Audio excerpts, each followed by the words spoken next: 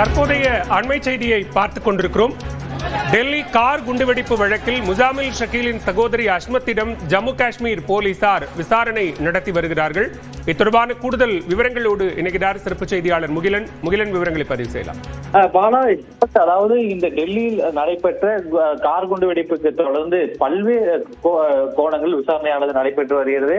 பலரும் பிடித்து விசாரணை வளையத்துக்குள் கொண்டு வரப்பட்டிருக்கின்ற இன்று மதியம் கூட டெல்லியின் சிறப்பு பிரிவு பலரை விசாரணைக்காக பிடித்திருப்பதாக தற்போது தகவல் வெளியாகியிருக்கிறது.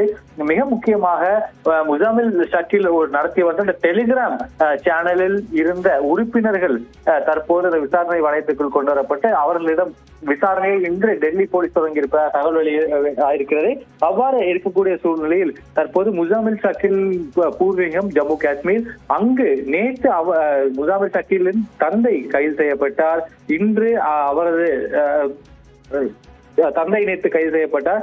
இன்று அவரது தங்கை அஸ்மத் ஷக்கீல் இன்று பிடித்து அவரது விசாரணையை தொடங்கி இருக்கிறது ஜம்மு காஷ்மீர் போலீசார். மிக முக்கியமாக இந்த விசாரணைகளில் ஜம்மு காஷ்மீர் காவல்துறையினர், டெல்லி, உத்தரப்பிரதேஷ் காவல்துறையினர் மற்றும் ஆன்டி டெரரிசம் ஸ்குவாட் என்று சொல்வார்கள் அந்த சிறப்பு பிரிவினர் மற்றும் NIA அனைத்து விசாரணை அமைப்புகளும் இதில் ஒருங்கிணைந்து இந்த விசாரணையை மேற்கொண்டு வருகின்றன.